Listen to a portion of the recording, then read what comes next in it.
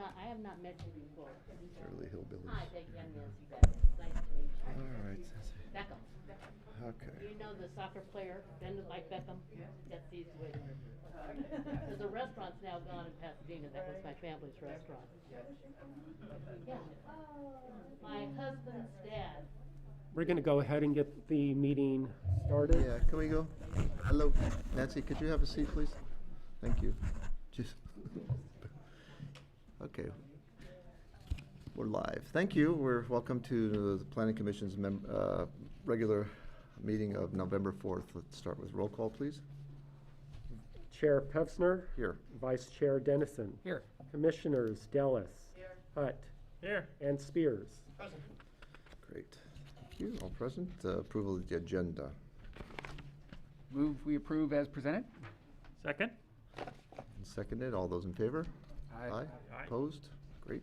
Move on to the approval of the minutes of the last meeting, October 21st. Anybody have any changes, additions? I have no comment. Okay. I move we accept as presented. Second. Seconded. All in favor? Aye. And opposed? Unanimous passing. Very good. Council liaison report? Councilman Parkhurst? I have two brief things. Thank you. Okay. The first is that if you didn't watch the city council meeting, the last city council meeting, there was a presentation by Senator Portantino, and one of the things he talked about was the housing bills, SB 9 and SB 10. So it provides an additional context to them. So I recommend that commissioners take a look at that if they get a chance. The second thing is that we brought up the housing element. There was a typographical error in it. It got continued to the next meeting, so it will be brought up at meeting on Tuesday and should be approved then. Okay. Thank you.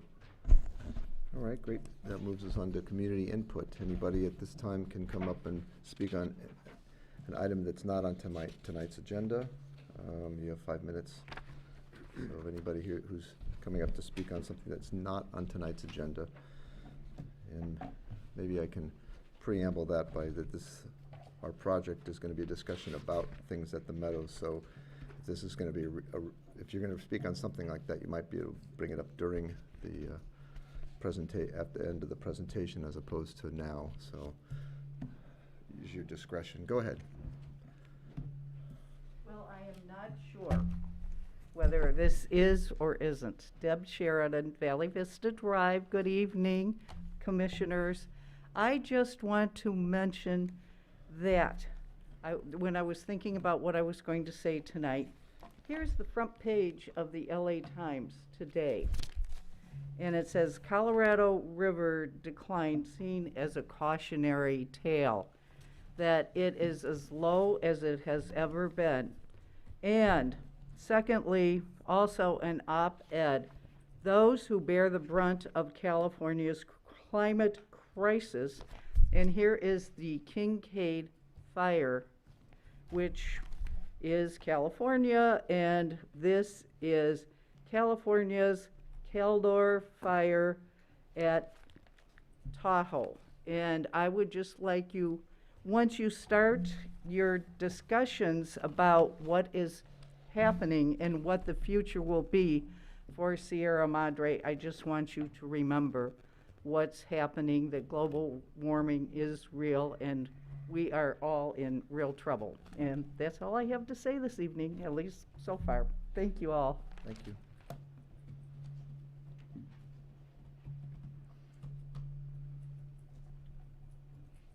Anyone else? Okay, terrific.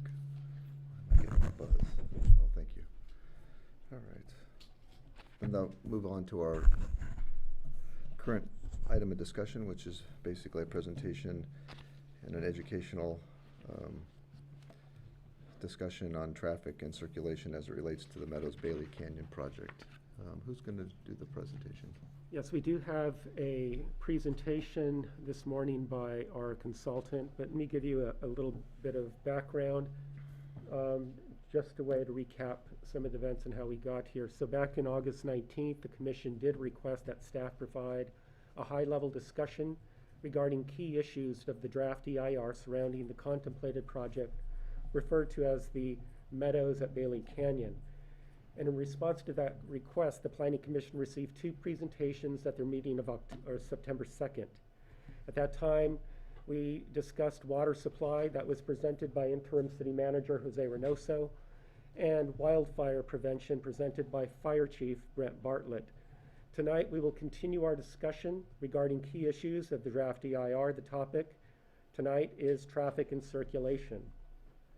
Joining us this evening is Steve Brown. He's a principal at Fair and Piers who oversaw the transportation analysis for the DEIR as a subconsultant to DUDEC. And Stephen will be providing a PowerPoint presentation and will be available to answer questions. We are also joined by Claire Look-Jager. She's a principal at Linscott Long Greenspan Engineers. She's the subconsultant to MIG who led the peer review for the transportation section of the draft EIR. Claire will explain LLG's role in the process and is also available to answer questions. So why don't we go ahead and cue up the PowerPoint presentation.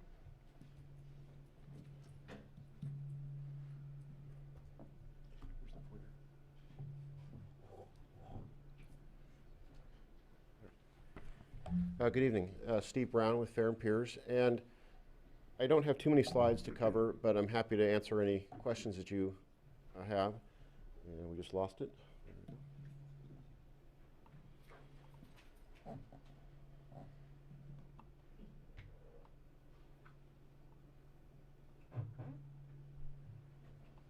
Wait for him to get it full screen here.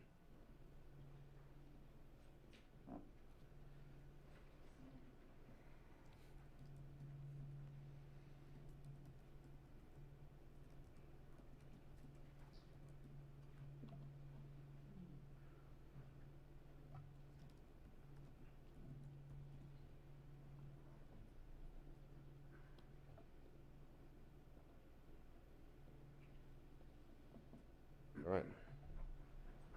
So there were 2 studies that were done, and this I need to clarify because it's a point of confusion, I think, to a lot of people, is that the first study that was done was related to vehicle miles traveled, and that was part of the CEQA process, which California Environmental Quality Act, which necessitates the development of an EIR, Environmental Impact Report. The state, not too long ago, adopted rules that says that the only metric that we can use in transportation studies for CEQA purposes is vehicle miles traveled. And a separate study was done regarding congestion, which the measure for that is level of service, as a point of information, but it's not officially part of the environmental impact report due to the state requirements. We also looked at alternative access scenarios for West Carter, and as was explained earlier, Claire with LLG engineers did a peer review. So the congestion study, which again is not part of CEQA, found that the project will generate approximately 35 to 50 peak hour trips in the morning and evening peak hours, with the weekend being in the higher end of that range of 35 to 50, weekday being closer to 35. This includes the park aspect that was factored in. And the source of that information is the Institute of Transportation Engineers, which has an extensive database on trips generated by residential development as well as by parks. And we added that traffic generated by the project to the surrounding road system and did so mathematically. And we looked at the level of service, and I'll get into more detail later, but the conclusion was that there would not be any congestion implications as a consequence of the project, and that all the intersections in the area would continue to operate within the city standard. The Carter Avenue access will meet fire department and federal highway regulations regarding size and function. I know that's a point of conversation, but the standards that we look towards, it would meet those standards as currently proposed. So as part of our congestion study, we needed to address the change in traffic levels that have occurred due to COVID. So we looked at pre-COVID data and post-COVID data and did a comparison to see how much things have changed.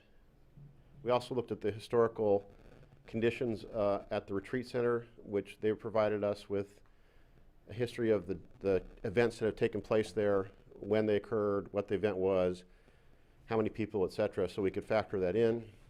And we conducted counts in the area of current traffic levels in October of 2020, and recognizing that COVID was still having some implications on traffic levels, we looked at the historical data and we adjusted the October 2020 counts upwards by 10% to reflect our best estimate of what was occurring pre-COVID.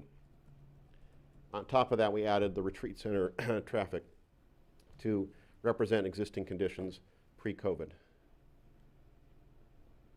So these are the traffic levels on the streets, 24-hour levels in the study area, again using that adjustment of 10% to represent pre-COVID conditions. And this, for example, Sunnyside between the project site and Fairview has a weekday average of 340 vehicles per day and a weekend of 310 vehicles per day. And you can see the numbers for the other streets, with Sierra Madre and Michelinda being the two of the higher traffic level carriers in this area. As I mentioned before, we used Institute of Transportation Engineers data to estimate the number of trips that would occur from this proposed project. The top table looks at the weekday, the bottom one the weekend, and it looks at the projected number of trips over the course of a day in the daily column. So 436 daily trips, the combination of the single family and the park. And then the peak hours, as I mentioned earlier, anywhere from 35 to 50, with the weekday being a little bit less than the weekend. And the park has a slightly higher contribution during the weekend than the weekday.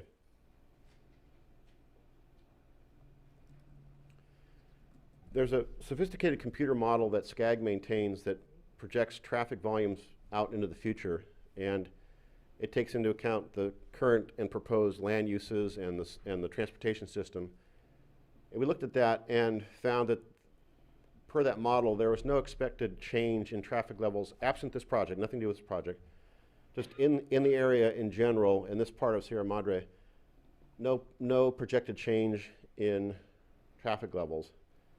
So we looked forward to 2025 when the project is expected to be completed, and we compared what would the traffic levels be on these streets without the project and with the project. And this table looks at the weekday levels, and this is how much we would expect the daily traffic levels to change on a weekday if the project were implemented. So that was evaluated. There is no measure of what is acceptable and not acceptable in terms of these raw numbers, but we presented them as a point of information here to show you what the magnitude of change would be. This is the equivalent for the weekend. So the middle column is without the project, and the far right column is with the project. Daily traffic levels on a weekend.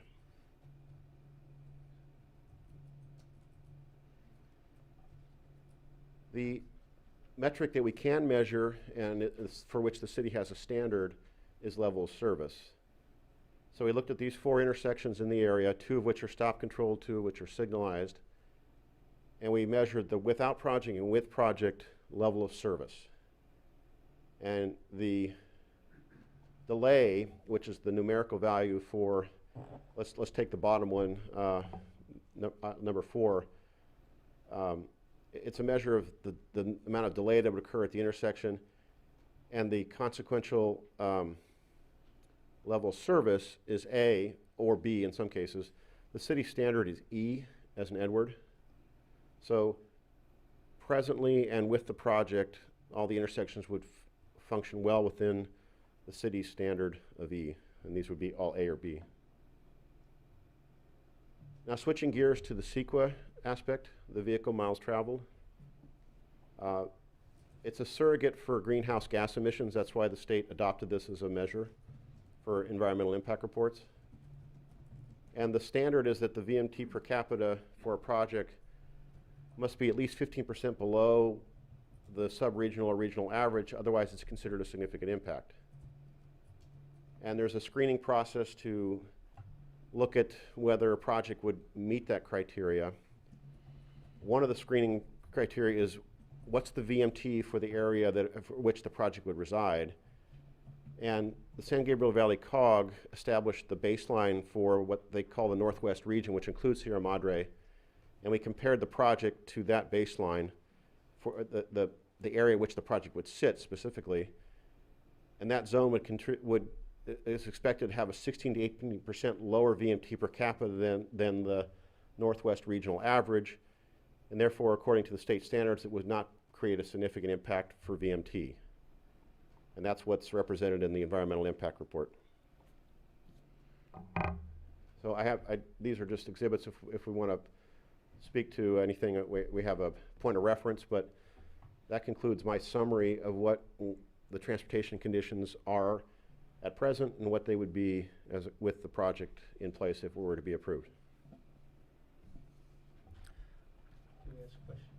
Yeah, let's break this up and we'll ask some questions now if it's okay with you. Sure. Go ahead, guys.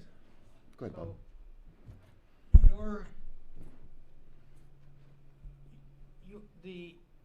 The intersections that you looked at is North Lima at Carter. That's the easternmost intersection. Yes. And if you look at the layout of the proposed development, it almost looks at, you're assuming that most of the people who reside in the development will use Sunnyside as their major point of entrance and exit. Would that be true? Our assessment is that more would use the sunny side, the west side, than would use the east side. Why is that? Just because of where the street leads to and the travel time for where most people are going to the freeway. So you're assuming that most of the people are trying to get to Mitchell-Linda Not as opposed to the center of town? some of both. Some. Yeah. Commissioner Spears, make sure to speak into the mic so the people on TV can hear you. Okay, sorry, thank you. Having spent the better part of last month in Bailey Canyon Park working, I would like to see the count at the corner of Grove and Carter. Because I will tell you that the parking lot at Bailey Canyon Park fills up and empties at least 3 or 4 times a day. And that it becomes so full that there are people who park on Grove. And Grove is a street that allows parking on both sides, and as a result makes it rather narrow. And so I don't know whether Grove fit into your count, but it looks like Lima did. Yes. So if there was a way for the development to equally distribute north-south access, would that alleviate the congestion on Sunnyside? Because we're hearing a lot of concerns from people on Sunnyside that these 400 trips are going to go past their house. If there was another way to get into the development, would that address the issue of 400 cars, that the alleged 400 cars are going by someone's house on Sunnyside? So to be technically clear, we're not expecting any congestion as a consequence of that. If the city's desire is to reduce the volume of traffic that would come from the project on Sunnyside, then I'm sure with the applicant you could explore alternatives. I'm not in a position to say what the applicant would consider as viable, but as it stands now, I can only tell you what would happen as it's currently proposed. Okay, so, because there are some other alternatives for getting in and out of the development. I don't know how viable those are, and that's. But you weren't asked to study them? No. Okay. Yeah, I would like to see a traffic count at Grove and Carter, and I'd like to see a feasibility study that talked about Cressvale, which dead ends at the fence line, which is a much larger street than Grove, being used to access the development, because someone could go on the east side of the development, could go down Cressvale to Fairview, turn right, and they'd be on Mitchellinda. And they would not impact Grandview, which is one of the streets that we're hearing about, and they would not impact Sunnyside. And we're hearing from people on both those places. Plus, we're hearing a lot of people who are concerned about the congestion on Carter. And Carter is a very narrow street, and I watch people that say the county flood control was there with trucks going in and out, and that was all that was going to happen on that little section of Carter. So I would like to see some more in-depth information on the traffic flow on that east side. And I think there are options that they could exploit to spread traffic more easily and lessen the impact on the citizens that we've heard from. Is there a question or? Well, Yeah. I heard what you said. It's not for me that somebody else will have to tell me to do that study, but it's been noted for sure. okay. Anybody else have any questions? Otherwise, we'll You move. may have had more. Oh, Bob, do you have another one? What? Yeah, keep going, if you have another question. No? But I think a count of traffic going into Bailey Canyon Park affects the use of those streets. And I don't think that your study has captured that. To be clear, where we did collect data, any traffic that was going to and from the park would be included, but we did not collect data at the location that you're suggesting. And the public has rightly pointed out that that's one of the narrowest streets in town, and there's no sidewalks, and people walk their dogs, and people are walking there a lot, and you see that. And the congestion from traffic and the access would be a point of contention.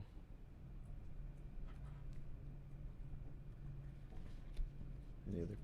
Go ahead. So if we could bring up the slides that had the numbers, I just had some questions. This one is fine. So the segment between Mitchellinda Avenue, between Fairview and Sierra Madre Boulevard, nobody's going to leave this place and go down Mitchellinda? We have to use rounded numbers. It's not to say that there would be absolutely nobody that would ever do it, but on a regular basis, we're not expecting many people to use that particular segment coming to and from the project, right? That's interesting. I don't understand how that could be. Sorry? So anybody who wants to get to the freeway is going to get out to Mitchellinda as quickly as they can, and the first right turn is that you can do is across Fairview to Mitchellinda, and the next one is Grandview over to Mitchellinda. I agree. And the assumption is that they're going to instead skip that and go down to Highland and then be forced to turn left or right? Well, if you look at the next row there, it's suggesting that as you get further south, that more of the project traffic would likely use Mitchellinda.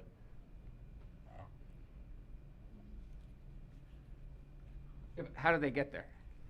Could be any number of ways. They continue on Sunnyside and then turn right any number of places to reach Mitchellinda, and vice versa going home. And so I know that there's a lot of complex calculations that go into this, but could you help us understand, like, do you follow cars to find out which way they're actually traveling, or do we just kind of, there's a statistical number that because that's the biggest street, Sierra Madre, that we're assuming everybody's going to go down to that and turn right or left? So we use a couple different methods. We can't follow cars because the project doesn't yet exist, so we couldn't follow cars that would come from the project, clearly. Well, there's a whole street there of cars that Right, are right. on the same street, right? Right. But there is a model, I mentioned earlier, the SCAG model that we look to, that we did in this case, also look to say, in general, residents of this area, what direction do they travel on a regular basis? from that model. And that suggests to us the directionality, and including, you know, how many would use the 210, how many would use Sierra Madre, Foothill, et cetera, and factor that in. So, in previous studies that this commission has been presented with, people have actually gone to intersections and counted cars. Did your company do that? Yes, that's what's reflected here. So you went to Sierra Madre, but also at Fairview. Mhm. Okay. I don't know, in my experience, I would never go down Sunnyside all the way. I would cut over to Michelinda. If you type into Google Maps the directions, they tell you to take Fairview over to Michelinda. And I think that's just how people are gonna do it.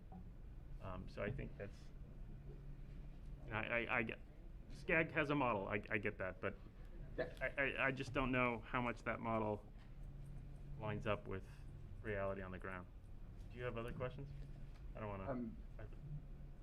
I would say that if our estimates are off a little bit, the conclusions wouldn't change in terms of the bottom line, because there's so much difference between the standard and what we're projecting, that all the trips could use that intersection. It still wouldn't change the conclusion here. But I acknowledge that it's an estimate. It's not perfect. Yeah, no, that makes sense. And then this is actually the perfect slide. So there's only one of these controlled intersections that has degraded service from without the building on it? Correct. The first one would be the one that would experience in the PM would change from A to B.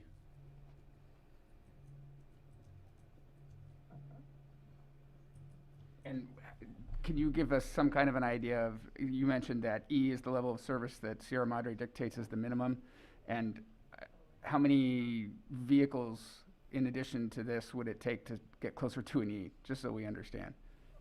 It depends on what direction they're coming to and from. It's a function of all the different movements, but it's quite a bit. I mean, is it 100? Is it 500? How many? In an hour? It's many hundred, but it depends on the directionality. Yeah. Okay. Yeah, I have a question. So your trip generation is based on dwelling units, right? Correct. And so you don't differentiate between the size of dwelling units. Doesn't matter if it's a big house, a little house, or a second unit. It's just a dwelling unit. The data that we have access to does not distinguish that, no. Okay. And you did 42 units because there's 42 lots. Correct. But if people put second units on, I mean, in theory, if all of them put second units, then the traffic count would double, according to your model. According to the data that we have access to, the reality is if the second units are smaller, they probably would be. Right, I know, but I mean, yeah. The issue is we're using this model, right? And this model says all dwelling units are the same, because what this model doesn't do is take into account that these are probably going to be either very large homes, or a home and a second home, or because of SB9, 4 homes, right? So I mean, if we're going to just use the metrics of the model, if everyone had a second unit, it would double the trips. If you applied these rates, yes. And so, I guess it would be helpful to me. I probably don't think every lot is going to do SB9 and max out with 4 units. I doubt even every lot does a second unit, but it would be helpful to understand, as your point, about how much this moves the level of service. If we had an analysis of, say half of them had second units, or all of them had second units, would that make an appreciable difference, or would that, still not dent anything? Yeah. That would be really helpful data to us. One point of perspective is I believe there are at present about 5,200 homes in the city, 5,200 units approximately. And so 42 would be less than 1% of the current level of residents. Just to give you a sense of scale about, if you're looking in the area, how much would you expect traffic to change? It should be less than 1% based upon the number of units that are in town at present.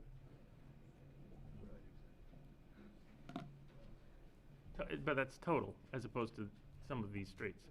I mean, and Yeah, right, I'm talking Right. in general, yeah. And I think, you know, when people get out to Michelinda, I don't know if we've got much of a concern, because that's a really big street. Sierra Madre Boulevard's a big street. It's really the ones that are concerned are, you know, Sunnyside, Carter, Lima, the ones that this is gonna more significantly impact. And in fairness, when you guys generated this report and did the research, it was before SB 9 or 10 had been passed. So all of these reports are based on taking into consideration what was occurring then and what were facts known at that time. That's true, and there's also not a protocol that I know of as of yet as to when these types of studies are done, how much extra to add in for potential additional units. There's no norm for that at this point. So even if we were to do the study again now, that would not be something that would be considered, because that's not something there's not a growth factor that has any standards to it yet to be incorporated into the Wait. model. We could do whatever is the pleasure of the city in terms of assumptions, but I'm just, I'm trying to say there's no professional standard as of yet to what to do with that. Right, but you've got this in a spreadsheet, right? You've got a model. I mean, Yeah. multiplying 42 times 2 and spitting out the result should be pretty easy. And Yeah. given the level of service that we have, maybe that shows that there's not that much impact. I mean, if that's the case, that would be really helpful to understand, because I think it's really easy to sort of go to worst case analysis and say, yeah, sure, 42, but people can build all these extras, and then that's going to swamp the system. And so if we had the data that shows that, in fact, won't swamp the system, that's really helpful. But if it does on certain intersections, then again, that too would be very helpful. So I think I'm not trying to impose a professional standard on you, because I don't know what that answer would be. I just think it would be helpful to have some more data points on that, so we can try to interpolate and figure out how big of an issue we're dealing with. Can we go to the slide where you referenced the fire department's access numbers? So it says meet fire department and federal, is that local fire department or just general fire department? So the California Uniform Fire Code says a 20-foot minimum roadway or driveway or any transversable space is the minimum for that. Is that a one-way street or a two-way street? Two-way, Two-way. 20 foot.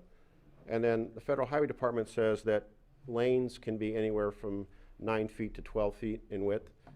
And in this case, it would be 10 feet, so it meets that standard. And in fact, a lot of arterials around the greater Los Angeles area have, much bigger streets have 10-foot wide lanes. It's not uncommon Right. to have 10-foot wide lanes.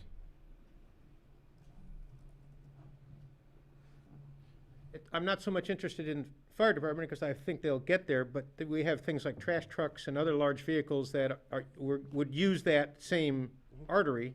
That would be a challenge, especially if it's two-way traffic. And especially since there are no sidewalks on Carter. So you'll have people walking their dog in the street and stuff like that. Peggy, any questions, or, okay. I just have one question. The state requirements for CEQA, they really represent a floor, not an average, correct? Is that how you're looking at it? Because you mentioned these minimums, and it sounds like with this VMT requirement, since we're not allowed, we don't really evaluate congestion, that most of the standards are wrapped around a minimum or a floor rather than looking at a maximum. Would that be a fair statement, or? The criteria is vehicle miles traveled, so the idea is to minimize vehicle miles traveled, to minimize greenhouse gas emissions. So what the state's saying is that your benchmark in this case, which is the sub-regional average, that an individual project has to be 15% or more below that benchmark. This project turned out to be in an area where it's 16 to 18% below the benchmark, but the state is looking for at least 15% below the benchmark to consider it having no significant impact. Okay, I see. Okay, so we make the requirement, because, well, I guess what I was trying to wonder is that it sounds like our town, compared to all the other towns across in this sector, it has actually lower traffic in general than others, but it looks like it's pretty average, or is there a way to look at? Just to that be clear, so the zone that we were looking at was not the whole city, it's a portion of the city. And it's not a measurement of traffic, it's a measure of vehicle miles traveled. So it's a combination of how many trips occur and how long those trips are. That represents vehicle miles traveled. So I'm not trying to mince words, I just want to be accurate. It's, Yeah, it's not trips, it's the combination of how many trips and how long they are that constitutes vehicle miles traveled. But in And so this general- part of the city is lower than the sub-regional average. Okay, that's what I was getting at. Okay, so it is lower than the sub-regional average. Okay, thank you. All right, very good. Anybody have any other questions? If not, we'll maybe move on to the next presenter.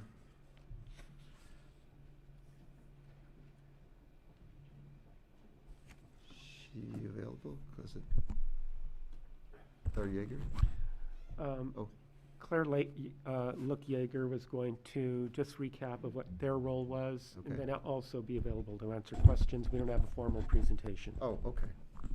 Well, if you want to fill in some comments, then feel free to. Otherwise, we'll just open it up for questions, but go ahead. Did you have any? Thank you so much. Good evening, members of the Planning Commission, city staff, and members of the general public. As mentioned, my name is Claire Look Yeager. I'm a principal with the firm of Linscott Law and Greenspan Engineers. I'm a licensed traffic engineer with the state of California, and I have just over 33 years of professional experience. Very quickly, for the record, my address is 600 South Lake Avenue, Suite 500 in Pasadena. Our firm was retained by MIG, an environmental firm, to conduct a peer review of the documents prepared by the applicant's transportation consultant. And you just heard the presentation from Fair and Peers. Our role and our responsibility in this contract was to specifically review the following documents. We peer reviewed the October 13th, 2020 Vehicle Miles Traveled, or VMT, assessment for the proposed project. We also peer reviewed the November 10th, 2020 Traffic Conditions Technical Memorandum. And last but not least, we did provide comments to the city. Those were then forwarded to the applicant and the applicant's consultant. And then we conducted an additional round of peer review. And that document was dated, the PDF version was March 8th, 2020. As summarized in our February 2021 memo regarding the VMT assessment, we found that the assessment was prepared in accordance with industry standards. It was also prepared in accordance with guidance that's issued by the state of California with our Office in Planning and Research, which we refer to as OPR. The project, being residential in nature, was found to fall within an area of low VMT generation, and I believe that discussion just transpired.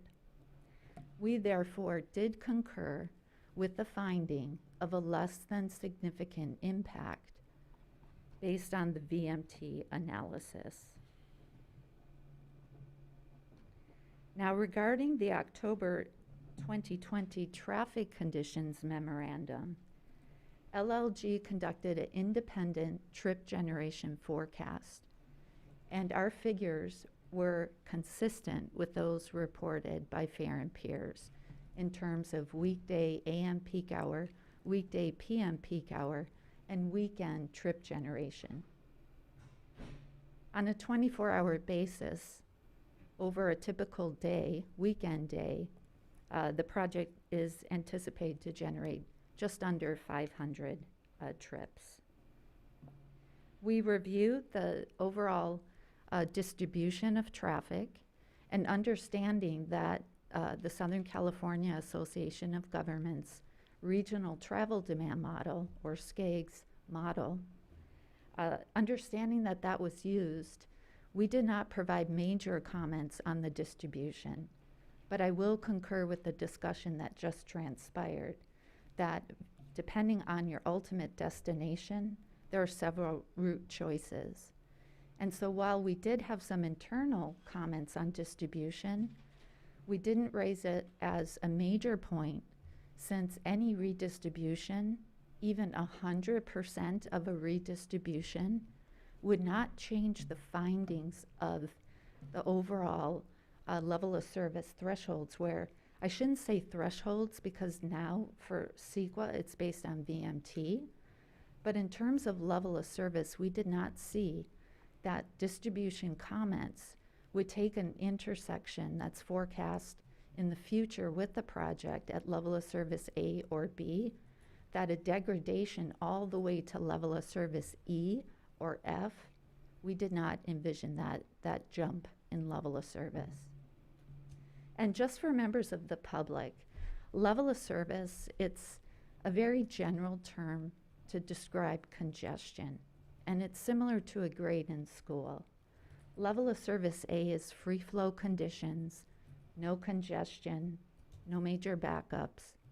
Level of service B then degrades to C, C then degrades to D, and it's not really until you get to level of service E or F that you see significant vehicle queuing. At level of service E, as a motorist, you may have to wait through one signal cycle, for example, to make your left turn. At level of service F, you may need to wait through more than one traffic signal cycle. So you can see the degradation, level of service A, B, C, and D are very good operations, especially here in Southern California. But level of service E and F is where we're concerned and where potential deficiencies may exist and improvements may be required. Other comments that we had in our peer review related to the site plan, to definitely include the latest version of the site plan. We also asked for clarification on intersection control at the intersection of Sunnyside Avenue and Fairview Avenue. It turned out that the intersection calculations were correct, and just the figure that illustrated the traffic control, there was an inadvertent error where it was shown as a four-way stop controlled intersection when it's actually a two-way stop controlled intersection. The revised traffic conditions memo prepared by Fair and Peers, which we reviewed, adequately addressed these comments, and that was summarized in our peer review memorandum, which was dated March 21st. And that concludes my overview. Thank you. Questions? You may have inadvertently answered the question that we were asking up here. If I heard you correctly, you said that 100% deferral of the traffic to any one artery would not result in degradation of service? That was the opinion that we arrived at. Another area that we did look at were the existing traffic volume counts. And understanding the sensitivity all of us have to increases in volumes, even 10 or 15 additional trips will, in some individuals' eyes, represent a significant impact to them personally. However, when you look at the existing 24-hour traffic counts on the local streets, the volume on a 24-hour basis is extremely low. Local streets, now I know this is also perception, but local streets are designed to carry up to approximately 2,500 vehicle trips per day. And I know that's purely looking at capacity. Can this road accommodate being a local street, meeting local street standards? It could accommodate up to 2,500 vehicles generally. Some local streets could accommodate more. But it's really it becomes an environmental threshold that individuals apply for the level of volume that they see. So if I can just make a comment, for example, I believe Sunnyside today is less than 500 vehicle trips per day. And so the volume from the project is 500 daily trips. So I'm not saying that it wouldn't be a noticeable difference, especially to residents that live on the street and experience conditions day in and day out. But if you're looking at the capacity of a roadway, comparing to the volume, it would not get to the point where the level of service would degrade, in our professional opinion, to E or F. Thank you. So it wouldn't degrade to E or F, but if you switched all the traffic to one side, it might go from a A or a B down to a B, a C or a D? Or what? Well, as was mentioned by the previous presenter, the distribution of traffic at intersections really matters, and the type of traffic control really matters. So absent doing a formal assignment and a formal reanalysis, we can't say exactly what the degradation would be, but in my professional judgment, just based on how many studies we've done throughout the decades, I believe a significant increase in volume could occur, and those intersections, I do not believe would be degraded to level of service E or F. Okay. And then, so you said also there was a two-way stop. Would you recommend we switch to a four-way stop there? Or is that something you guys haven't analyzed? We have not analyzed conversion of existing traffic control. The intersection was, from a level of service perspective, operating at a very good level of service. Mm-hmm. But we're talking about doubling it, so. And you also said that you looked at, or you asked the updated site plan be included. So you all looked at different site plans? The original technical memorandum did not have a site plan attached. Okay. So we felt that it was imperative there be an illustration of the overall site plan. We did later get a copy of the specific plan, and therefore we reviewed the site plan contained in the Meadows at Bailey Canyon specific plan. Okay. And where are the people that aren't walking to the park supposed to park when they drive to the park? My understanding from, and maybe city staff can address the exact number, but our firm was under the impression there would be some surface parking spaces adjacent to approximately a 3-acre park at the south end of the parcel. I think I read 7. But those are on street, so there's not any curb cut that goes to. There's a parking lot. There's a parking lot access With from seven Carter parking Avenue. places. Off of Carter? Yes, Yes. into the project site. Right here. Okay. Well, again, if the parking lot is off of Carter, wouldn't that mean more of the trips would go down Carter than Sunnyside? Because no one's gonna drive up Sunnyside and then go around. Right, and that was something you said earlier, that all 500 trips would be going down Sunnyside, but that's not really, well, that there would be some portion of those 500 daily trips that go down Sunnyside and some portion that would go out the Carter side. Right. There's also no, in the site plan, there's no internal walkways or paseos that help people who live near the park get to the park without driving, because you're gonna have to walk, like there would be a very frustrating walk to get to a park that you're very close to walk all the way down and then all the way around. Whereas if you put like a sidewalk or, you know, a little paseo down the middle, it would be really nice to walk down to the park. And it seems, I guess maybe that's not a lot of traffic to defer, so maybe that's not a big deal, but, and I'm perhaps verging into aesthetics here, so I'll leave it at that. I have some questions. If I may just add one comment, we did look at the specific plan, internal roadway cross sections. And there are sidewalks on each street, not necessarily both sides.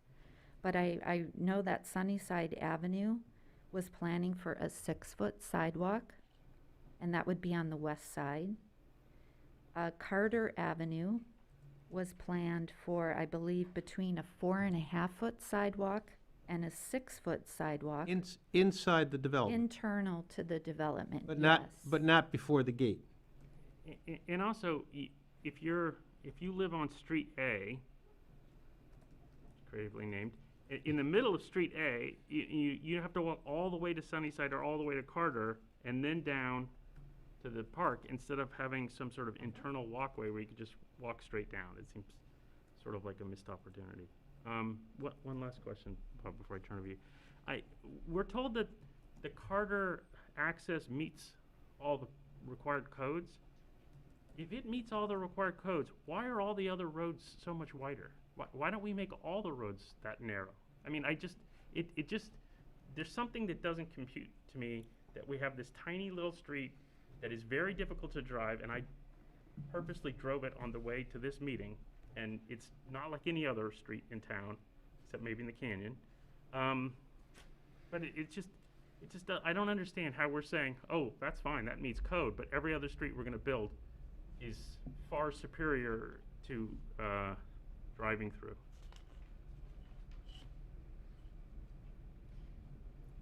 It's an existing condition, and we are not aware of staff conditions and public work conditions for improving that portion of Carter.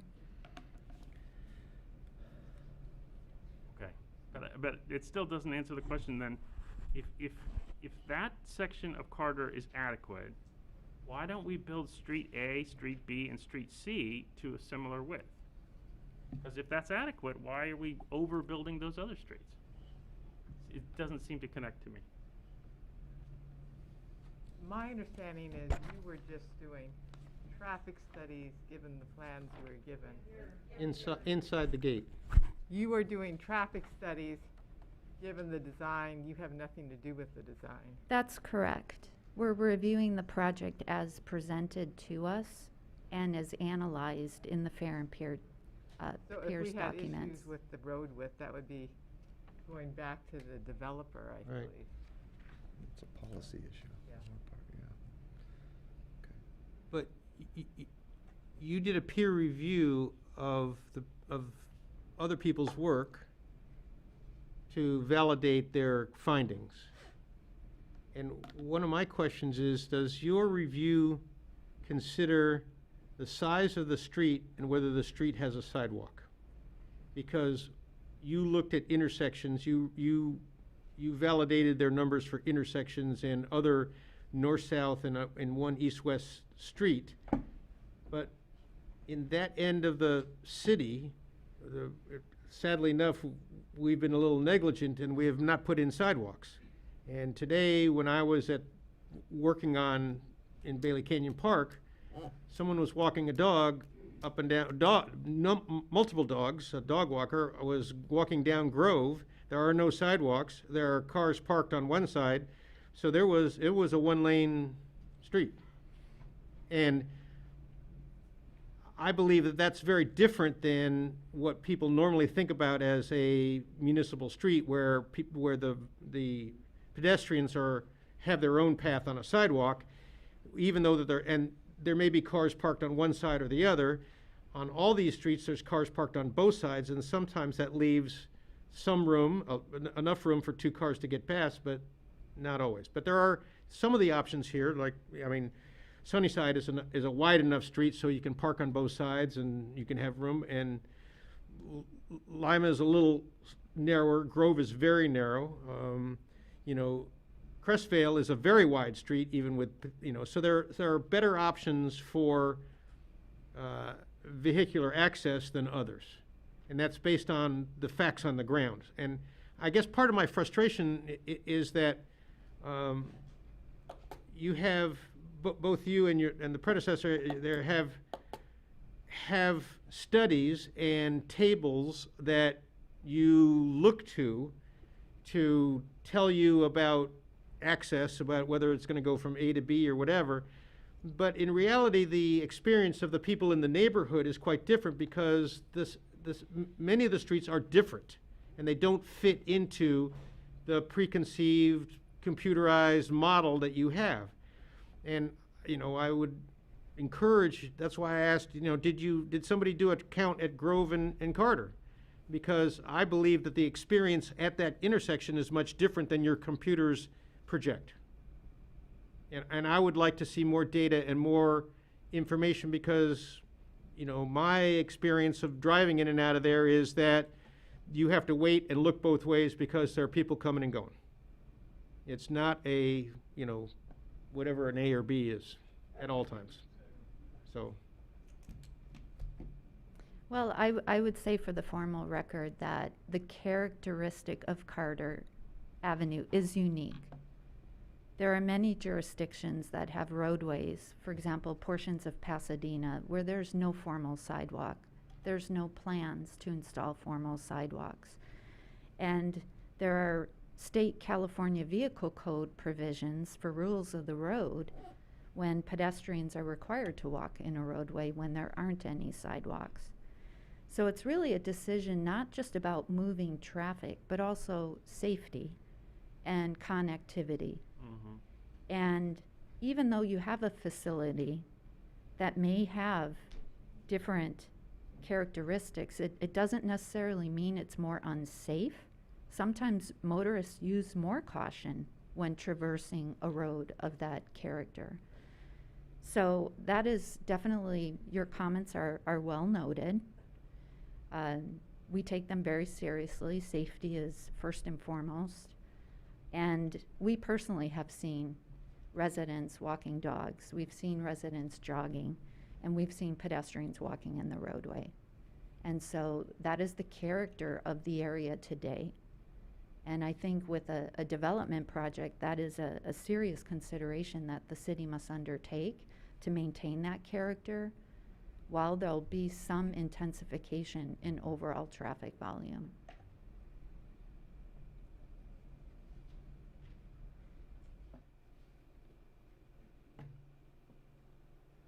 Any other questions?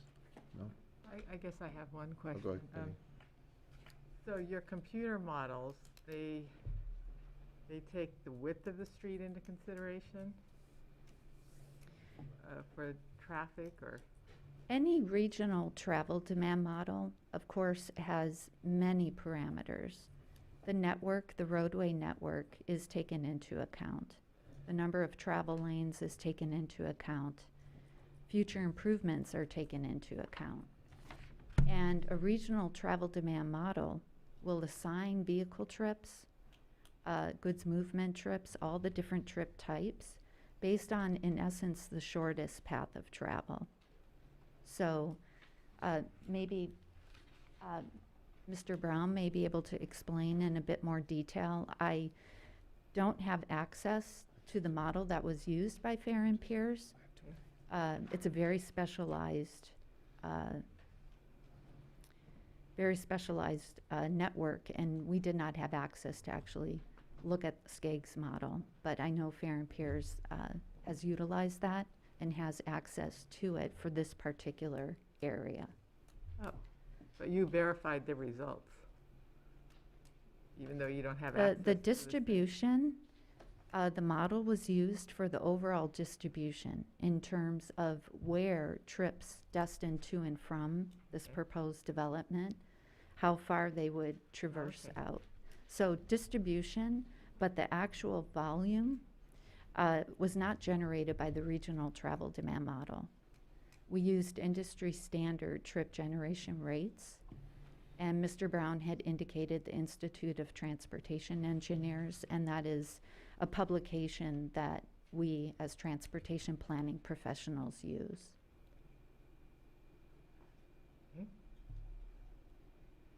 Peggy? Great. So I guess I'd like to follow up Go ahead. with the other fellow. Oh, yeah, sure.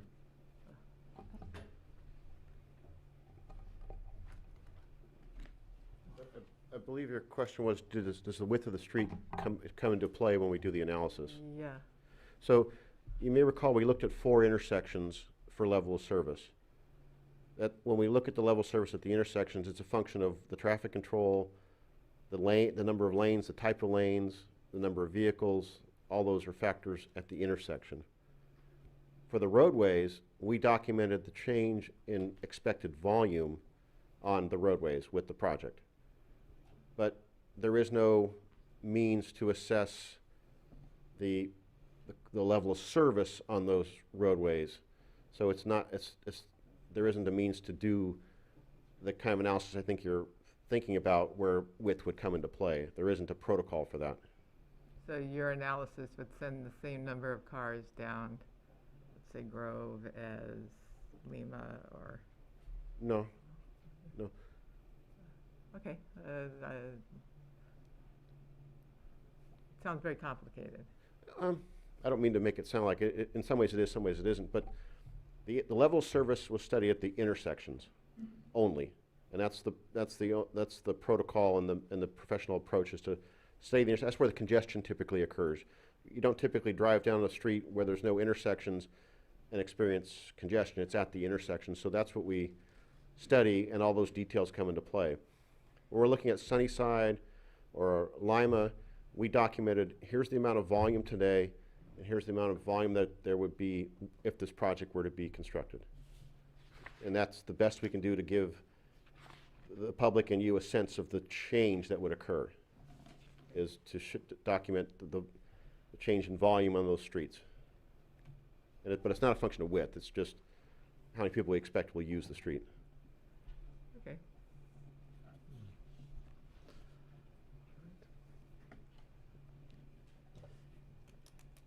Any more questions for either presenters? All right. Well, then I'll open up the discussion, I guess, for public comment. This would be a time for anybody to come up and make a comment. You have up to 5 minutes. We'll try and keep track of, if you ask questions, maybe how to reformulate them for the experts.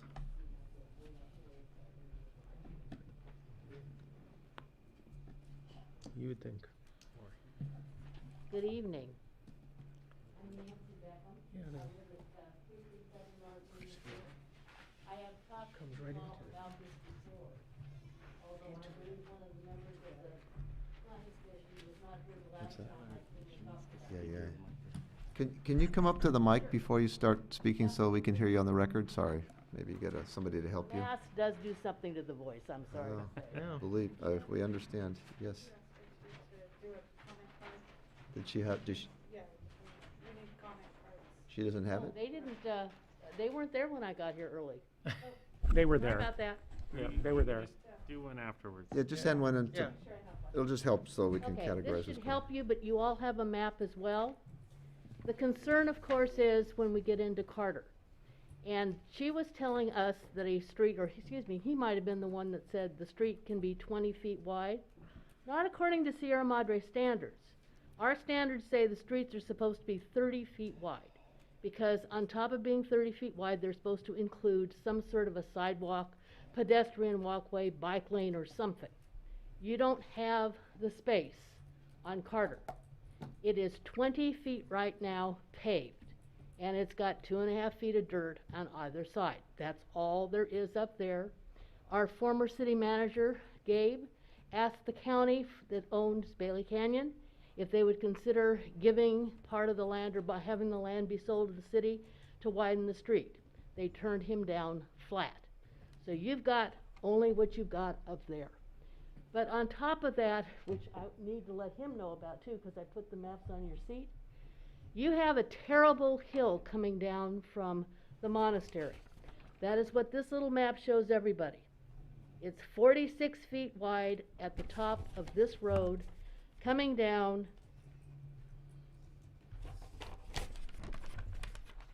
up here. It goes 46, and as you come down that hill, which is a 12% grade, your car picks up steam. It goes faster and faster, just the nature of weight coming down a heck of a hill. As it comes down the hill, if you look down at the bottom right here, you see Urban West map showing that the road narrows. it goes to 44, and then you've got a 90-degree turn. It gets to the Carter gate. Carter's 20 feet wide. That's it. But how you come down from 44 and open a gate to 20, I'd like to know. It's a magic trick. Because who's going to win? Is it going to be chicken every time a car comes with another car coming in and out? Carter should not even be part of this discussion. Because on top of everything else, right here, you've got the flood control gate to the debris basin. If you had this thing being built and you had a fire break out up there, those people are going to be trying to get out, and you got the fire trucks trying to get in to go up the debris basin, because that's what the fire truck does. It goes up there to put out the fires. This is an accident waiting to happen, guys and ladies, excuse me. But you understand, you're talking about how narrow Grove is. It's 50 feet wide. Carter's 20 feet, and dirt on either side. So you don't even have the normal 30 feet that you're supposed to have on the roadway. So that right there should eliminate Carter from even being part of this discussion. Now, you have 2 fire access roads that go across the monastery, and they come almost over to Mitchell-Linda. My recommendation, frankly, is take one of those roads and fix it. You may have to demo a house and use eminent domain to do it. But you could get another road going over to Mitchell-Linda, which would alleviate the concern that all the people on Sunnyside are terrified about. You know, you're going to double the amount of traffic on that little street on a daily basis. They don't have sidewalks in that last block. And maybe you're planning to put sidewalks in there. I don't know. I live on Lima. It's a heck of a hill. We don't have sidewalks on Lima. I've been round and round with Chris Semino about that. We don't have sidewalks in that whole northwest quadrant. The city kind of forgot about us. Well, there wasn't a reason to worry about it because we walk in the street, the dogs walk in the street, the kids walk to school in the streets. But we didn't know we were going to get more traffic. And, you know, I'm sorry. I draw the line when I find out I'm going to have 400 or 500 more cars coming down Lima. It's a bad hill, too. Can I clarify anything? Because I've studied this until I'm blue in the face. Can I answer any questions that any of you might have? Do you know why it narrows to 20 feet? I mean, if... That's all there is. They've got 2.5 feet on each side of dirt. That's it. But the Carter, through the most part, is 25 feet wide, even if some of it's dirt, and that could be paved. But why is it narrow to 20 feet by the gate? It just is. Partially, I would imagine, because of this gate going into the into the debris basin, because the gate's right here, and here's the Carter gate. They almost touch each other. Oh. But coming down from 46 to 44 to 20, and the developer's just going to open the gate. Like I said, it's a magic trick waiting to happen. How does somebody play chicken on that? You know, you're supposed to have 30 feet to have a decent-sized street in Sierra Madre. And you were making the comment that Grove, when you put a car on each side, it's narrow. I take a deep breath every time I go down Grove because there's usually cars on both sides. And I just have a standard SUV. But you understand what I'm talking about? This street shouldn't even be in discussion. All right. Okay? Very good. Frankly, between you and me on the wall, Grove should probably be cul-de-sac if in fact this thing goes in. Because the street, even if you tried to put sidewalks in there, there's not space on the street. Am I Okay. making sense? Yeah. Thank you. Can we let someone else speak? Sure. Okay. Thank you. Thank you. They may want to bring up the same issue. Anyone else?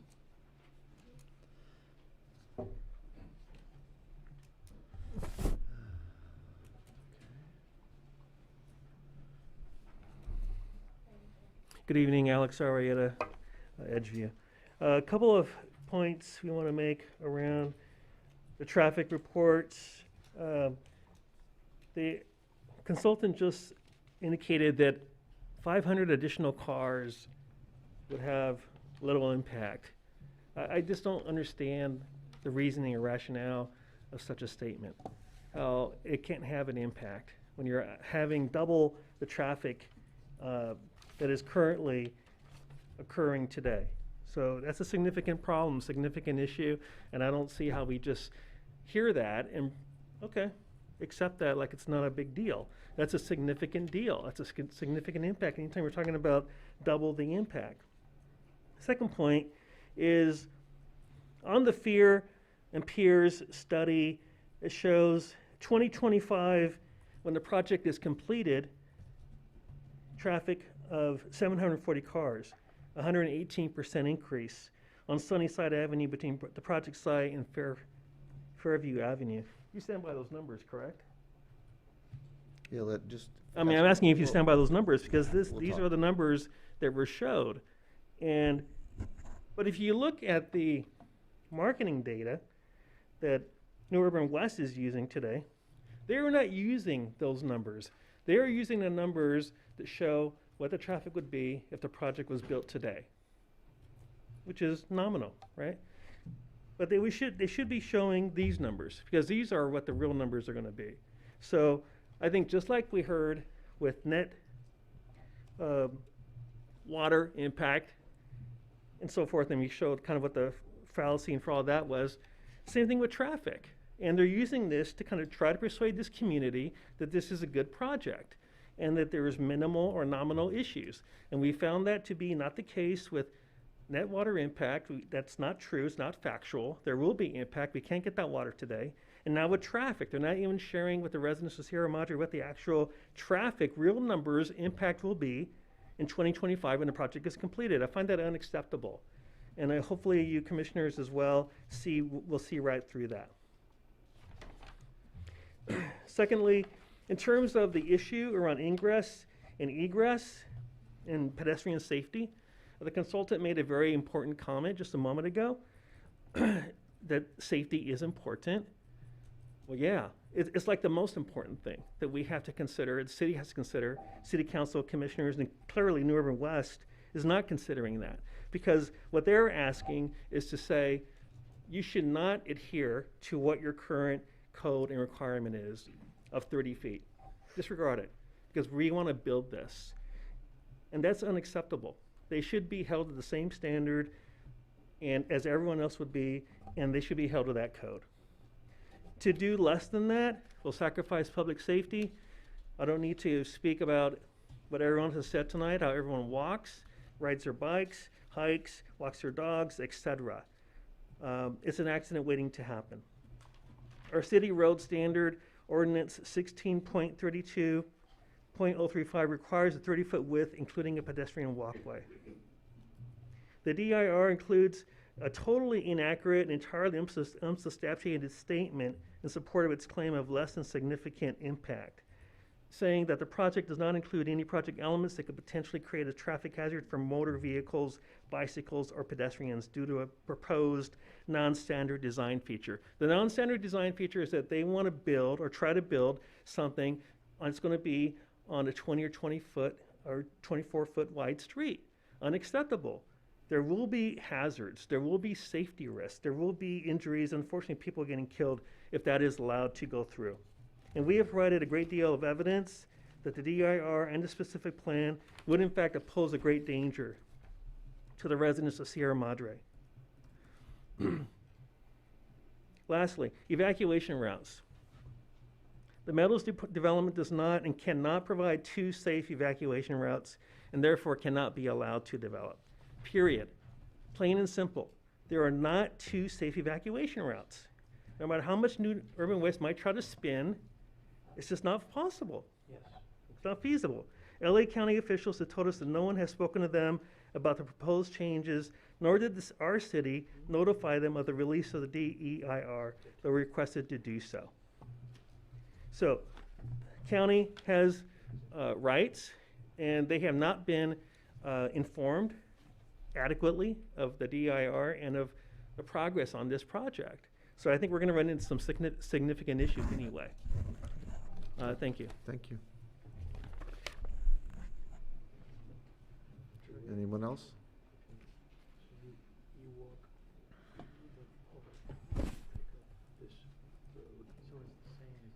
Hi, I'm Gene Bardenheier. I live right at Ground Zero, 471 North Sunnyside, which is the third door before the monastery gates. Maybe they're pearly gates, don't know. But we kind of view this as a proposition on creating a Sunnyside Freeway. We feel like the studies that have been done were scholarly and of interest. However, neither of the parameters used, the vehicle miles or the congestion issues, really reflect where the rubber meets the road, what the real life is, which is in between the intersections along the street. When I drive home at night, if it's after dark, I have to proceed with great caution because there's lots of folks out on our streets walking along with their dog or their kids or their friends, and you can't see them since streets are, shall we say, street lights are minimal, to be charitable about it. And in many places, there's no sidewalks. Of course, there's none up in our end of the road.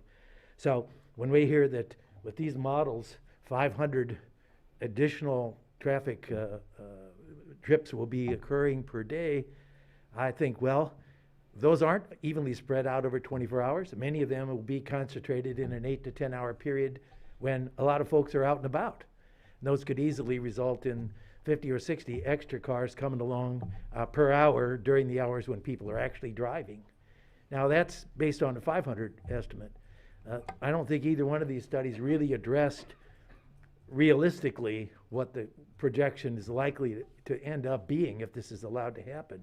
Because as several commissioners have pointed out quite rightly, with the advent of ADUs and SB 9 and 10, there will be definitely additional units occurring.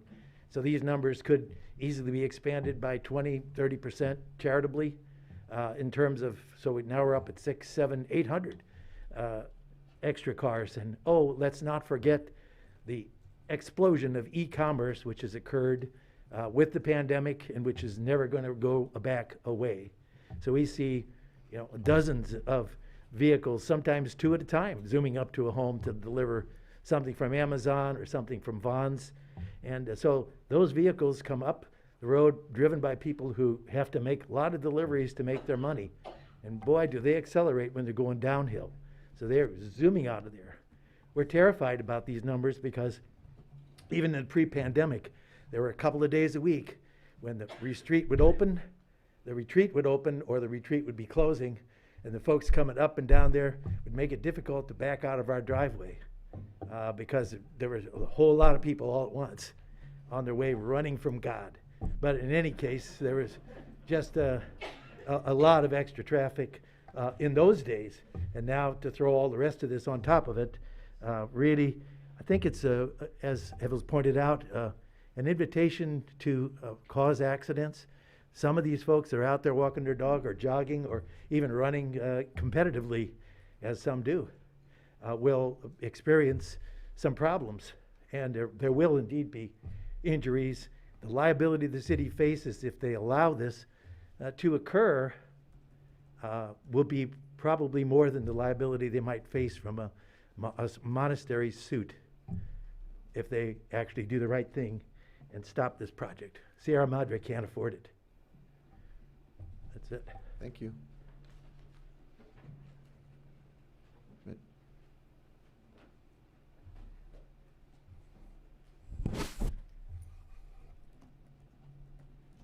Hi, I'm Susan Newhausen. I live at 491 Grove Street, so just one house from Bailey Canyon. And so I appreciate hearing from Peer and Peers and the environmental firm. And as other people have said, and as you all have also said, it looks one way on paper, but living it is entirely different. And you made the point that, 42 houses is less than 1% of Sierra Madre. But if you look in the small little neighborhood where we live, it's probably adds, another 30%. It's probably 30% of the volume of houses there. So it's a lot different. And again, the assumption is more than double the traffic. And you're right, if you add ADUs, you're at triple. You add triplexes, you're at quadruple, quintuple. I mean, that's a lot of traffic. And so even if it doesn't go to E or F, this is Sierra Madre. I mean, we bought in Sierra Madre. We bought in this neighborhood for the quiet, the lack of pollution, the safety, the ability to go walk around. And that's, that's all up for grabs, not to mention property values.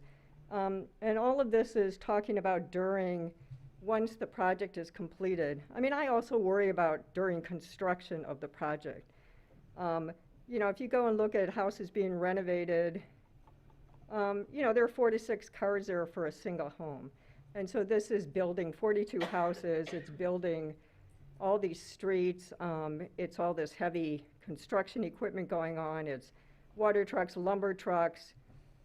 I mean, the amount of traffic during construction, I think, is going to be even worse. And then back to the numbers that you presented, as somebody said, you know, it doesn't include Amazon, it doesn't include gardeners, it doesn't include nannies, it doesn't include housekeepers, it doesn't include workmen, it doesn't include, you know, so there's a lot of traffic. And again, I live at the top of Grove, and as the commissioner pointed out, it's basically a one-lane road on weekends.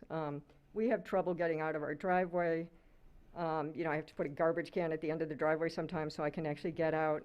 And it is, and so their traffic report doesn't include all that additional traffic, and so, again, it's a nightmare. And then the comment about the 20 feet for the fire department, I think that could be true, and I think as somebody else pointed out, that would basically block access for other people to get out.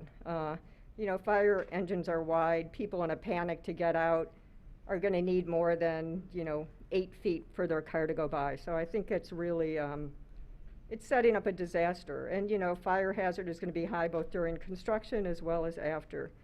And I do agree with what's been said in the commissioner. You know, the pedestrians are really a big factor, and that neighborhood doesn't have sidewalks. That's, you know, part of the charm of the neighborhood, and people do walk in the streets. And, you know, in COVID, you don't want to be stuck on a sidewalk with people anyway. So I think that, yeah, again, this all looks fine on paper, but the reality is it's a disaster waiting to happen. And back to the 30 feet, the one comment I want to make is I'm a little worried that the city staff, now that this has been brought up, is going to try to change the ordinance from 30 feet. Not dissimilar to what's been done about the severe fire hazard, not dissimilar to what's been done about getting public records to find out what the original DEIR are. So I am a little concerned about that we brought this up and it could now become a problem. And then finally, again, back to the point, you know, the character of Sierra Madre is a small town. I mean, there's a reason there are no traffic lights here. It's why we all live here. And so doubling or tripling traffic is really destroying this neighborhood that many of us here live in. Thank you. Thank you.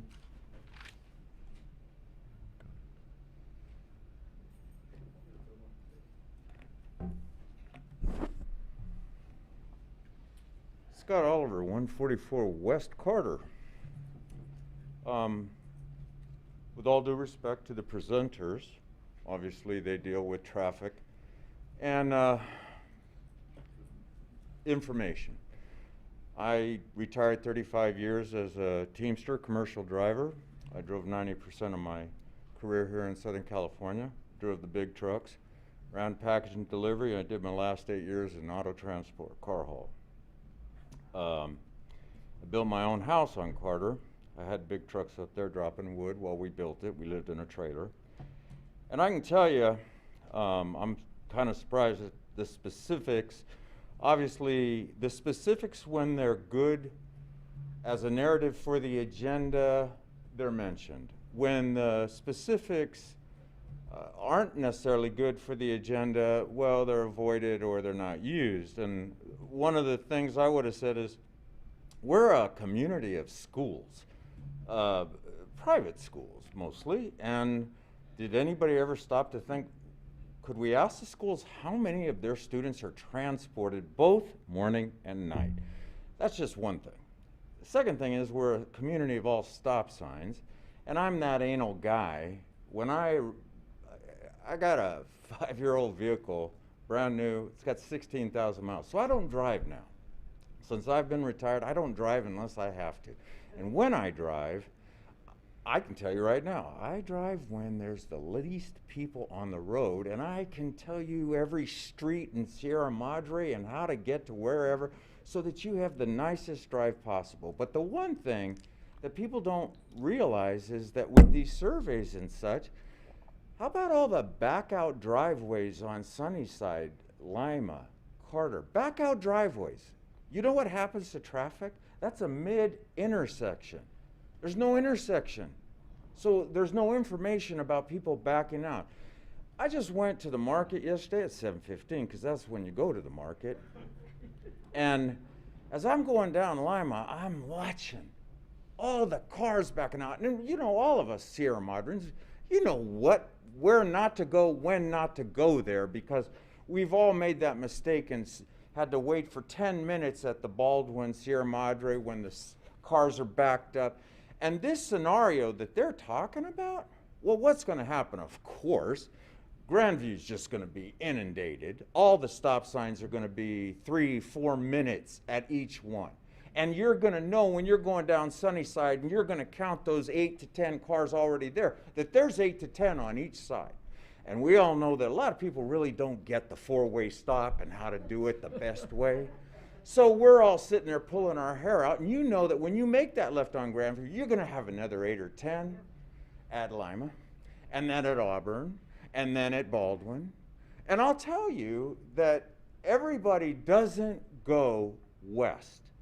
I finished my career east, and so will a lot of those new people. And if you think they're going to go down Sunnyside to Grandview and even attempt to deal with that, they're not. Even if you force them to turn right on Lima, they'll turn around. Why? Because I would have done it. They're going to turn around and they're going to go back to Carter. Carter, that you can't drive 2 cars by with one car parked on the street. There's just no room. And what's going to happen is the cars are going to start to back up at Auburn on Carter that are going east, because that's the way you would go. You're going to go all the way down Carter to Baldwin or Monteverde. You're going to go down Mountain Trail to the Orange Grove Freeway, and you're going to take it all the way to Santa Anita, and you're going to get on at Santa Anita, and you're going to do it every time. Because that's what I would have done. That's what I will do. And Carter's not wide enough. So what's going to happen when the cars are backed up on Carter at Auburn, and no one going west on Carter can go by because there's cars parked, and you can't get by? They're going to take parking away from Carter. That's what's going to happen to Carter. And if we don't realize that, then we're not looking at what happens when these traffic scenarios come to fruition. There has to be a solution. There's no solution with Carter. You can't make it wider. So you got to get rid of what's making the problem, and that's the parked cars. So once again, you guys, you're all we've got. Please do the right thing. Stop the money, please. Thank you. Okay. Okay. Don't make me use the gavel. David Beach, I live on 471 Auburn. I guess I'm probably a little bit redundant, but so be it. You know, one of the consultants mentioned, these streets could handle 2,500 cars, and we're only talking about 500 or something. People move to Sierra Madre for the quiet life, and it's rather callous to say we should be prepared to have 2,500 cars versus 500, a 500% increase. The emergency vehicles getting by, I firsthand experienced that. I had some back surgery, didn't go well. 6 times I had to have the ambulance come and take me back. I have a long, narrow private driveway that I share with other houses. Some of the people were callous, they parked on the street. They couldn't get an ambulance up to my house. So that is a real issue, emergency vehicles. I saw a video that someone put out, taped from the end of October on Grove, on a Friday. Cars parked on both sides because the people were up at Bailey Canyon hiking, which is a lovely place to hike. And there was an emergency vehicle trying to get up there. Very difficult. And that's on a Friday. You go up there on a weekend, it's a whole lot worse. And this thing about only a 1%, I mean, I'm being redundant, 1% increase in the housing units in the whole city. Well, if you live up there, the woman that mentioned it is correct. And if you look at Sunnyside, you go up there most of the time. It's a very quiet street. A lot of people have children up there. And we're saying, oh, we're going to, for this report, more than double the traffic up there. That's really disruptive to the people that live there. And of course, people are going to come over to Grove, which was not included in any of these reports, come down Lima, and as the previous speaker mentioned, they'll keep coming over down Auburn. They'll go over to Baldwin, and now we've got houses being built up at the top of Baldwin on Carter. And that's not, that needs to be included in these reports, because that's going to add a lot of traffic. They're already under construction up there. Let's see. A lot of these cars, the traffic reports, talking about going down to the freeway over here on Mitchell-Linda. How about a lot of these people are going to go to the city center where our businesses are, our restaurants are, all of these things people are going to go to.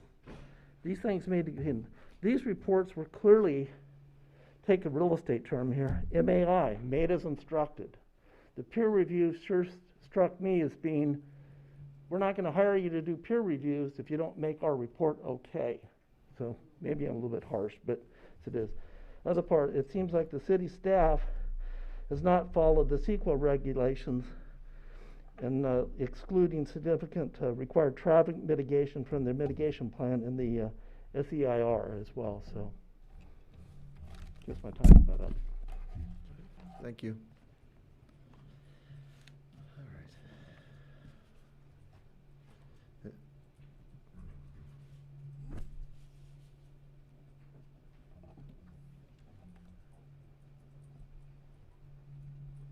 Deb Sheridan, again, Valley Vista Drive, and I have a couple of comments. Commissioner Spears, you mentioned Crestvale and how wide that is compared to the other streets, which is true. Several of us took a tour of the monastery property with Jonathan Frankel of New Urban West, and we actually mentioned that to him when we were looking at the streets, and he said, it can't happen. Now, I may be paraphrasing what he said. That's what I heard, is it's just not going to happen that Crestvale will go through to Carter and have other access to this property. So that's not a done deal. Also, Commissioner Hutt, you mentioned that there is no walkway to get to the park, and there are no bike lanes. That is part of our general plan that we have, and that's something else that they are ignoring. And my third comment is, as several people have actually mentioned about the schools and all the traffic in the with the schools, and what about Alverno? And now we have Alverno Heights. Have any of you driven up Mitchell-Linda when the parents are trying to pick up their kids? And we have heard over and over the people who live on Wilson and Grandview that are really annoyed at all the new traffic that's there. So those are further considerations, and I thank you all again. Thank you. Okay. Anyone else? Okay, great. I wasn't really taking good notes. Anybody have any further questions or wants to have any further thoughts on what the commenter said to ask the presenters? Go ahead, Bob. So, the information that I would like to know before I can approve this is why Crestvale cannot be used as a north-south street, because there's no land that's owned by anyone else between the end of the street and the development property. It's just a fence. 6 guys with shovels and a wheelbarrow could make it happen tomorrow. So, you know, if it can't happen, I really would like to know why, because you could put a larger intersection at the corner of Carter and Crestvale, because you're already putting a parking lot there, and you could make, you could relieve the weight that's being carried on Sunnyside. You can give people an access to Mitchellinda. They can just go down to Fairview, turn right. The next thing is, I'd like to see a traffic count at the corner of Carter and Grove. I can tell you that because there's restrooms in that parking lot, Amazon drivers, the garbage guys, the post people, everybody that delivers, everybody that pulls in there and uses the restroom. I mean, it's a busy place, and the entry on and off, in and out of the parking lot there is a tight turn. So, you know, I think the ideal solution is for the developer to, you know, buy 5 feet of property on the south end of that park and use it for a street and make the street wider and make the entrance into the parking lot at Bailey Canyon Park a more inviting entrance that doesn't require a hard turn. But you're still going to get people parked up and down Grove. One of the things that we're seeing with the state is that our future is going to involve more on-street parking, because the state is allowing cities to become more dense and more populated, and you're going to see, you know, more people parking on the street, which once again makes Crestvale a much more appealing street, because you can park on both sides and still have it'll be wider than Lima. So, you know, I'd like to see studies that include the size of Lima, Grove, Crestvale, and Fairview with cars parked on it, because, you know, we might as well face the fact that, you know, we're not going to become another Santa Monica, but if you go to other parts of the city, you will notice that there is a high impact of on-street parking, and it's going to happen to us. And you might as well make this plan include that future impact, because that's going to be what happens on the streets. So I'd like to see a little more information, and I'd like to see the developer put in some more effort into mitigating the impact of accessibility and spreading out the pain, if there is any, to more than just one street as an entrance and exit.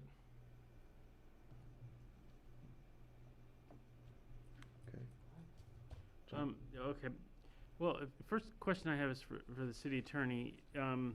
With regard to our review of CEQA on this, we can't consider the level of service. That's informational, but we couldn't, I guess, what's the right way to put this? We can't deny the environmental impact report because of level of service. It's just vehicle miles traveled, right? Correct. But if we felt there was an unsafe condition, that's a reasonable grounds. Correct. Okay. And then just to clarify from one question that somebody had, the city's zoning code and municipal code cannot be changed except through an act of the city council, right? So that's not something staff could do. Correct. Yep. Okay. Okay, that's very helpful on understanding how to review. I guess one of the things that I find frustrating in review of this project is that it's very big and complicated, and so we're getting stuff piecemeal, which I understand is sort of inherently how we have to do it. But then when you get outside the bounds of what you're trying to talk about on related things, you're like, oh, you can't talk about that. And so there's a lot of stuff related to traffic. To me, I'd like to see what the traffic would look like if we did accommodate second units, to see how that would affect the vehicle miles traveled and level of service. But I think fundamentally the issues are more ones that are related to traffic and not traffic itself. It's the safety issues that go along with this. I echo a lot of Bob's comments, and I'm just sort of baffled as to why the extension of Carter Avenue would follow a gate that's 20 feet wide right next to a gate that goes onto a road that parallels it and goes up to the county yard, you know, for spreading base and the entrance to Bailey Canyon, hiking. It's like, why are we having two narrow streets right next to each other? The obvious solution is those should be combined. You put the gate going up to the spreading grounds and to the debris basin up at the top, and then you can have a perfectly wide Carter. And if to people who say that can't be done, I want to make sure we don't confuse can't be done with don't want to do it or it might cost some money, because that's just a planning nightmare. And I don't know who the right person to ask or when, but when it does come up, here's my question. Why can't we do that? Why can't that road have an intersection with Crestview and then have that curved portion be an adequate size? Because it just doesn't make any sense to me, and that just gives me also heartburn, because I think there's going to be lots of safety issues right there. Thank you. Go ahead, Tom. Mr. City Attorney, we've heard conflicting notions of the width of streets. Can you illuminate what our actual city code is?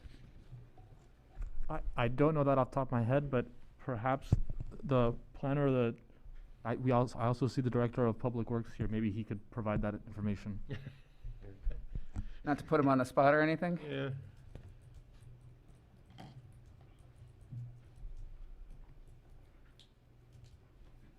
Good evening, everyone. I'm not familiar with a code or an ordinance that says our streets have to be a certain width. What we do have is a standard, and we adopt the LA County standards. So a new street, minimum width would be 30 feet. But as you know, in our city, we have streets that range from 60 feet to 10 feet. Some paths that are even less than that. So there is no real standard in our town, but we do have for new streets a standard minimum width, as the LA County standards are, is 30 feet. And is that 30 feet just the drive part where the cars go, or does that 30 feet include the sidewalks? That would be curb to curb, curb face to curb face. And that's only parking on one side? And that would, yeah, if we did that, parking is an 8-foot width. So if you took 16 feet away from 13, you would leave about 14 feet for 2 lanes if you had that. But I'm not familiar with an ordinance that says our streets have to be a certain width. We can look that up. I'm just not familiar with that. Okay. Thank you. Thanks. I mean, that one of the things that he just said makes a lot of sense to me. I travel Auburn above Grandview on a daily basis, and I would be thrilled if there was no parking on that street, so that I could have the kind of room that you guys have over there on Carter. Because as much as you think it's a safety issue there, you guys ought to drive down Auburn. I don't hear anybody raising that objection anytime we put houses that use Auburn up there. You're right. So I think that we ought to make sure that we're caring about all of our neighbors equally. Because I have kids that don't get to walk to school because Auburn's that artery. So we definitely understand that, but we should realize that unless we want to look like Orange County, we should think about it being okay that some of our streets don't have sidewalks on them to preserve kind of the nature of the eclectic town that we love. I am thankful that the advertising that New West does will have no impact, nor will the advertising of any of the agencies that are for or against this project will have any impact on the decisions we get to make, because we will have to base our decisions solely on the evidence that's presented in front of us. So luckily, it'll all be based off the facts that we receive. I think that's going to be an exciting part about this. Going back to Auburn, I think that there are mitigating factors that we can always look at. Auburn is a street above Carter that has a heck of a time during drop-off at Alverno, and when people park on both sides of the street. And so the fire department came through and said, you know what, on red flag days, you don't get to park on this side of the street. And all of a sudden, there's enough room every time that happens to get those vehicles up there. So I think that we should also look at the entirety of solutions that we've gotten creative with on the town for these small aspects of legacy road that we may or may not be able to change. And I think those were the questions that I had. Your street ordinance. I'm sorry. Excuse me. We're not. Yeah, taking we've closed the questions. public hearing. Oh, but you wanted to know the number of this ordinance. I happen to have it. Well, okay, give it to, It's 16.32.035. It requires a 30-foot width that includes a pedestrian walkway. okay, That's your city statute. okay, thank you. That's for new rules. Great. So, Director Gonzalez, if staff can take a look at that and come back and let us know the caveats behind that, so we have a better understanding. We'll look at that, and again, that was for new streets. Doesn't apply to existing. Peggy? Okay, I want to start off by just verifying some facts. And I think, I don't know if we need to bring the slides back up, but the current on Sunnyside is just under 400 trips. And it's estimated to go up to just under 800. But if I recall, the current on Lima is already at 1,000 or more on a daily basis. And both Lima and Sunnyside are arteries, is my understanding. So the worst projected case on Sunnyside is not as bad as the current on Lima. That's just like a fact. And they're both arteries. So then I want to go to the layout presented to us by the developer. The developer apparently understood some of this and the situation at Carter and is pulling all the traffic over to Sunnyside, I think for those reasons. But then another issue of the layout is the number of east-west streets is not conforming to anything we have in town, with a street on each side of each lot, which seems wasteful. And to do that, they're also doing massive terraforming of the project, which is also very inconsistent with the way the town is developed right now. And so that is a different kind of traffic issue, but I think it's kind of in the realm of traffic here because it's the roads. And then we're talking about problems with parking down for the park and over Bailey Canyon right nearby. For instance, if you took out two of those cross streets and backed the properties up to each other, you could end up with a road on either the north or south side of the park, which would allow for a lot of parking curbside.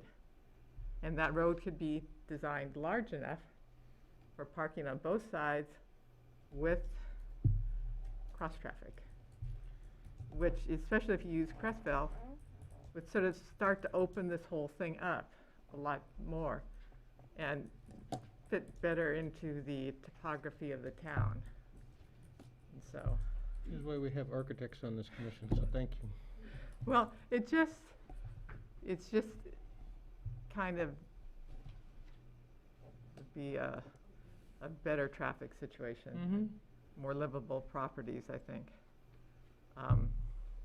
And I also agree with combining the parallel traffic corridor roads together, if possible.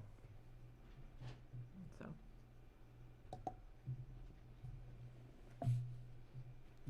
Okay, very good. Did you want to pose that question to Mr. Brown? To have him, or Mr. Brown, do you want to respond just to her question if you understood it? I don't want to put you on the spot, but. Yeah, I think the primary issue is grades and grading. It's not my area of expertise, but I think it's something that the applicant and the city would need to look into. But as I look at the site plan now, I think the challenge is the grade to be able to make happen what you're suggesting, but I don't know for sure. It's on a significant slope, and so. Yeah, but if the road is going up already, you know. The elevation difference between the homes on between each street is significant, such that I think it'd be difficult to serve homes on both sides of a street because of the grade differential. But that, again, I didn't lay this out, and that's just my guess looking at the drawings. Okay. It would be more challenging, yes. Great, thank you. All right, well, I want to thank the presenters for the presentation and the information. As far as, the only comment I'll make is I think some of this information that it's in the EIR that we're going to be evaluating, it represents a floor and not a ceiling. And as we noted, the culture of this town, I think, is really going to dictate what the project should look like, if it should go forward, and some of the parameters that fit within the city. I think that's going to be obvious. That's obvious from these generic, qualifications. So, unless anybody else has any more questions for the presenters, I think we can move on. I think it's important to note that we've received a lot of information from the public over the last number of months, and we value that, and we listen to it, we pay attention to it. And while you may not always get everything you want, your points, especially when they're well documented and they're followed up with facts, are very important to us. Because, we can look at that and weigh it. But, so please don't feel that no one is listening to your concerns. All right, very good. All right. Unless Director Gonzalez has anything else, I'll close this part of the meeting and then we can move on. And I want to thank everybody for coming and their comments as well. Thank you again for your presentation. It's been very informative. Again, I appreciate everyone coming. I just want to emphasize this was an educational meeting, even though it seems like it's a preamble to the real deal. So we'll flesh these things out as we go along. Thank you. All right, so moving along, I guess we'll go on to anything from the planning commissioners. Any reports or anything? Yeah. Please, please exit quietly. Thank you. Go ahead. So we had a very educational meeting. Yes. I want to thank the staff and interim city manager Reynoso for his fantastic tour and in-depth knowledge, and Mr. McGee for his help and expertise. Please, quiet. Thank you. Excuse me. The meeting's not over. Please, if you're going to talk, please go outside. Thank you. Go ahead. And so I just thought that we had a fantastic tour to really understand the transition that the city has come even in the last 8, 10, 12 years, and to hear things like the way that we are generating water now from our wells has actually increased the level of the well over time, slowly as it may be, but increased it. I did not expect to hear news like that. So very informative, great presentation. So just wanted to really thank the team that put that together for us. And it helps us make decisions about, because we hear a lot from the public about, well, there's a drought, there's no water. Well, we have now a better understanding what the facts are. That's right. Totally concur. That was a great tour. Really appreciative. Yeah, I think people should be grateful for what a good system we actually have in this town, especially compared to others. And some of the planning that, even though it took place a long time ago, it's been improved upon, and nobody's let that part slide, in spite of us now just replacing our pipes for water replacement, so, okay. Go ahead, anything from the planning department? Yes, thank you. So our next meeting is on November 18th, and as you can see, I left you a couple of items for your entertainment and reading, which is we are going to be holding a public hearing to consider a conditional use permit for a master plan update for the Alberto Heights Academy. So I will be providing a staff report.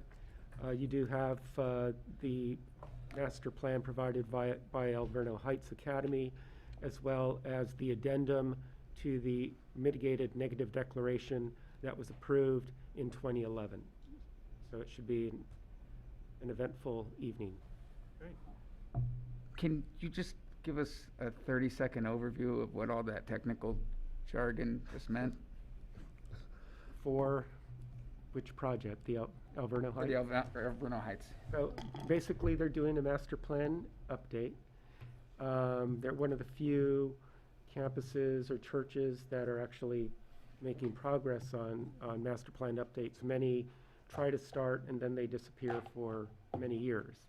So at least we're trying to get this done. So basically, what they want to do is revisit the layout of the campus, which also includes including a permanent lower school.